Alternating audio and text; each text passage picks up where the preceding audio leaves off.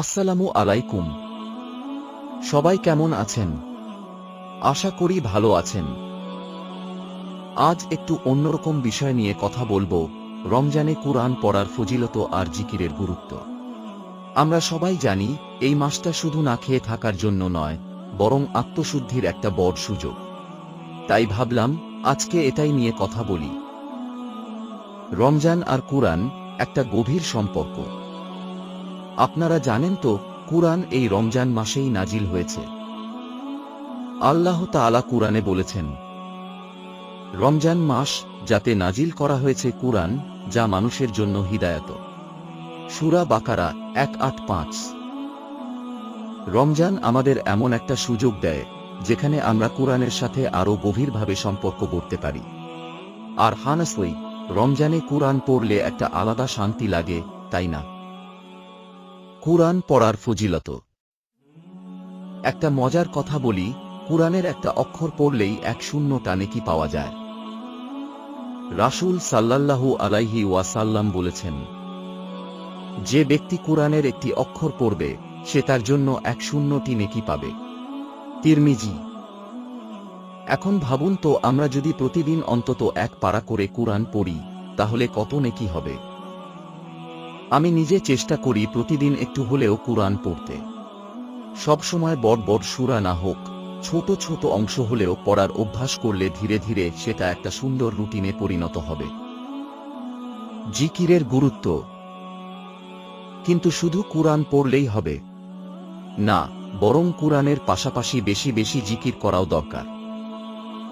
আমরা অনেক সময় মনে করি, ইবাদত মানেই বড় কিছু করতে হবে। কিন্তু আসলে খুব ছোট ছোট আমলেই বিশাল সওয়াব পাওয়া যায়।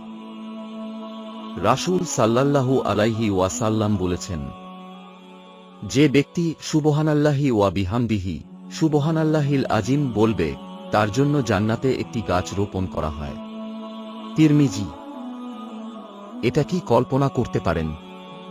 জান্নাতে আপনার জন্য একটা গাছ লাগছে, শুধু এই সহজ একটা জিকিরের কারণে। কিছু সহজ কিন্তু শক্তিশালী জিকির মনে রাখুন। সুবহানাল্লাহি ওয়া বিহামদিহি সুবহানাল্লাহিল আজিম। আস্তাগফিরুল্লাহ, ক্ষমা চাওয়ার জন্য। লা হাওলা ওয়ালা কুওয়াতা ইল্লা বিল্লাহ, কষ্ট ও দুশ্চিন্তা দূর করার জন্য। আল্লাহুম্মা ইন্নাকা আফুন তুহিব্বুল আফওয়া ফাফু আন্নি, রমজানের শেষ দশকের জন্য গুরুত্বপূর্ণ দোয়া। এগুলো খুব ছোট আমল, কিন্তু আমাদের দুনিয়া ও আখিরাত দুটোই সুন্দর করে তুলতে পারে। রমজানে সময় কিভাবে কাজে লাগাবো? আমরা অনেক সময় ভাবি, সময় পাই না, কিন্তু হানাসলি ফোন স্ক্রল করতে সময় পাই, তাই না? তাই খুব সহজ কিছু জিনিস ট্রাই করতে পারেন। ফজরের পর 5 মিনিট কুরআন পড়ার অভ্যাস করুন। চলতে ফিরতে, কাজের ফাঁকে ছোট ছোট জিকির করুন। তারাবির পর বা সেহরির আগে একটু সময় নিয়ে নিজের জন্য দোয়া করুন। এইসব ছোট ছোট অভ্যাস আমাদের রমজানকে অনেক অর্থবহ করে তুলতে পারে। রমজান দ্রুত চলে যায়, তাই এই সময়টাকে সেরা কাজে লাগানোর চেষ্টা করা উচিত। আপনারা কুরআন পড়ার জন্য কোন সময় বেছে নেন? সকাল, বিকেল নাকি রাতে? নিচে কমেন্টে জানাবেন। সবাইকে রমজানের অনেক অনেক শুভেচ্ছা। আসসালামু আলাইকুম।